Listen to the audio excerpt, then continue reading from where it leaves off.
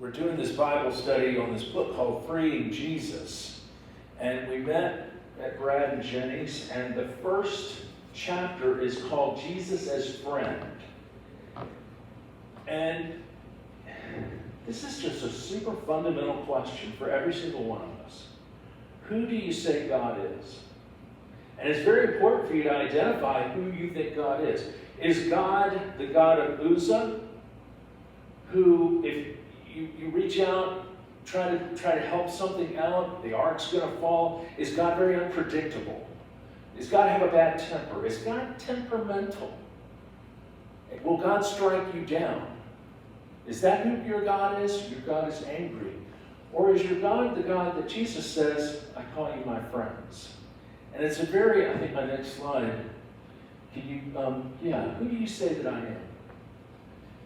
In the Old, a lot of people still, I think, believe this or have this conception. The Old Testament God was really not very nice. I like the New Testament God. The Old Testament God didn't have friends. You didn't want to be friends with the Old Testament God because the Old Testament God did things to you like happened to Uzzah. So when the smoke is on the top of Mount Sinai and there's lightning and stuff, God had a couple of friends. Moses was a friend, but the people said, it's not very safe. Why don't you go up there and you find out what he's got to say, and you come down and tell us. God wasn't safe. And Jesus comes and says something staggering. Staggering to me in 2023 that we just don't get it. Jesus comes and says, no, it's the same God. Same God. You just didn't have it right. You had part of it right, but you didn't have it right. God's not like that. Who do you say that I am? That Peter says, you're the Son of God. You are the Messiah. You are the Christ. He says you're right. And guess what? God is my best friend, and you are my friends. Staggering.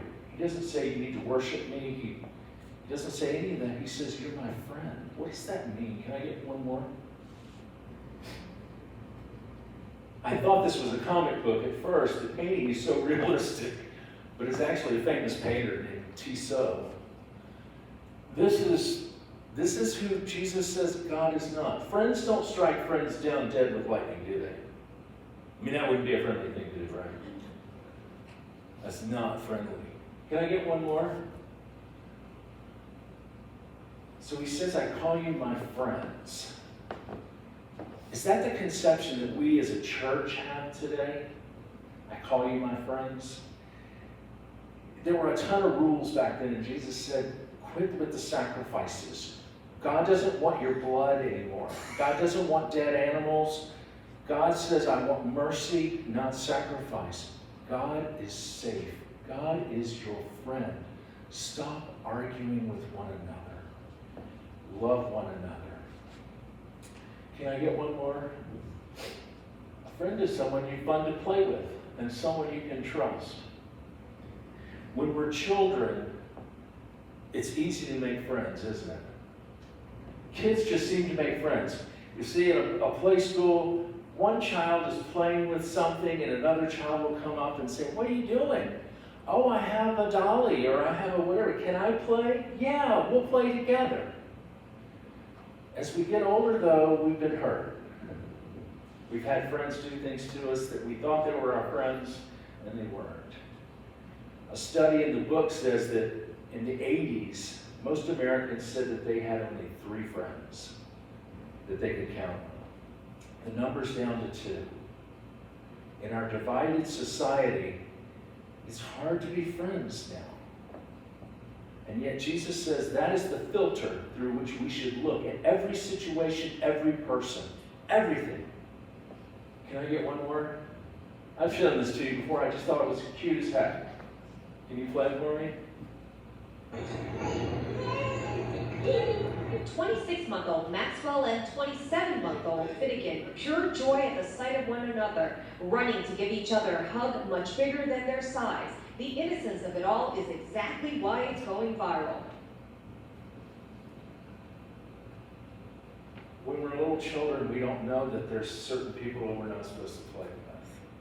No one is born a racist. No one is born scared. No one is born with prejudice.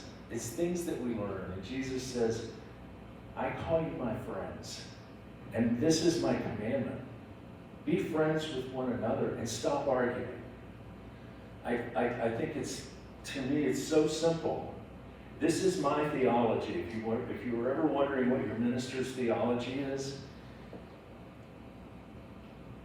every life situation that you have, pick on Karen for a second. Jim comes in and says, can I have a bite of your croissant? What would a friend do? She says no. But what would a friend do? Everything. Who approach it? Why are 10,000 churches closing every year? People are tired of the arguing. Why do young people don't want to come to church? They're tired of the arguing. We're supposed to be friends, and we're supposed to be friends with everybody. You know, I was driving over from Caldwell this morning, and the Dairy Queen up by the arena over there had a funny sign. Be nice to everybody or we'll flip you like we flip the burgers. Can I get one more?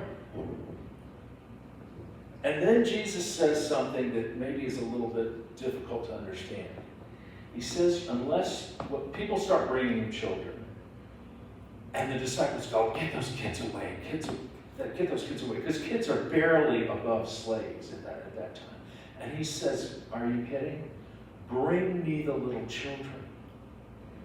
Unless you become like a child, you cannot enter the kingdom of heaven. Or maybe perhaps better, truly I tell you, unless you make friends like children, you will never know the joy and peace of the life God promises you. Treating the world as if they were your friends. Now, I thought about it. If my doorbell rings at 2 in the morning and I look through the peephole and there's a guy covered in blood with a knife in his hand, I'm not opening the door. But what would a friend do? I'd call the police so maybe you can get the help that you need. But in just about every other situation, this whole thing that we call Christianity or following Christ, in my theology can be boiled down to treating people like they're your friends. And that doesn't mean that you have to hang out with them. It doesn't mean you have to like everybody. But love, in the sense that Jesus talked about love, is I wish the best for you. I want to help you to the extent that I can. Can I get one more?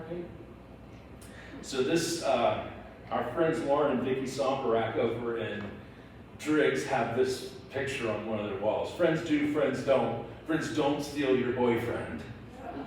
Or maybe they do, but they apologize and they kick him to the curb later because they realize he wasn't worth having to begin with. But, you know, I don't want to get too political about things, but, you know, wherever your stance on immigration is, and I was in the Navy for 27 years as an intelligence officer, I know the importance of borders. But friends don't take women with little children on their backs who are dehydrated and push them back into the river. That's just not a friendly thing to do. Friends don't enslave people and tell them that the Bible says that they're supposed to be slaves. Friends don't do that. Look at the people Jesus was friends with too. If the message of Jesus doesn't make us uncomfortable, you have people who are enslaving the Jews, the Romans. They're raping the women, killing children, stealing all of the money, and you have people who are collaborating with them that are Jews, and Jesus becomes friends with tax collectors? You're not supposed to do that. That's what we're supposed to do. Who stands at the door of our church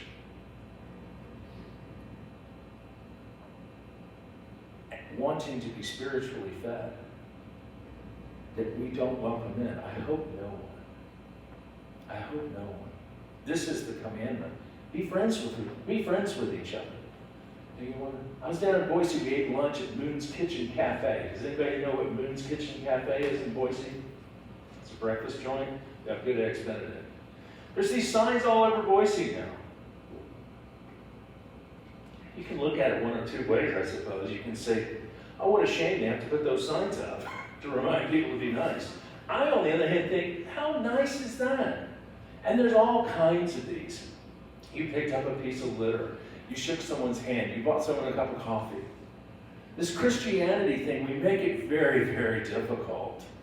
We have a lot of rules. We argue about things. We split into different factions of different churches. We tell, oh, your church ordains women into leadership positions. You're out.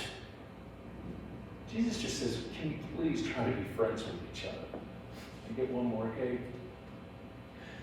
I don't know if you remember this, but this was in our book, Christian and Connor. Christian is the little boy on the right here. He's holding Connor's hand. For those of you who have read the book, you know the story. I think this was about 15 or 20 years ago. Connor has autism, and it was his first day of school. And he was able to get onto the bus with his little lunch pail.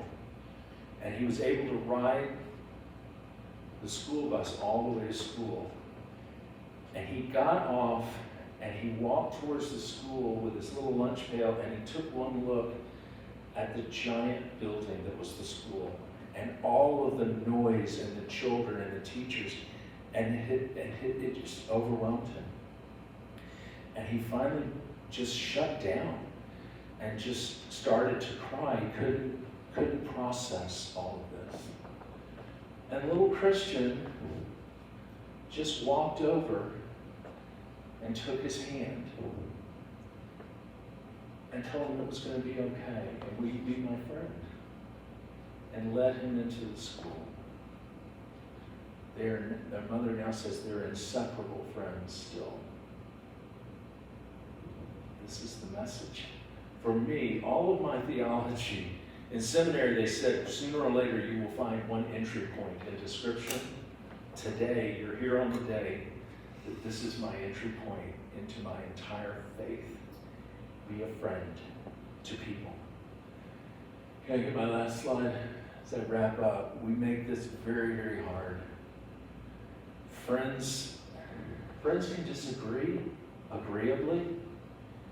And at the end of the day, say, you know what? I don't particularly care what the way you think about that, but you're still my friend. We live in a world of Connors. I'm a Connor, and I need more Christians. I don't know about you. Amen.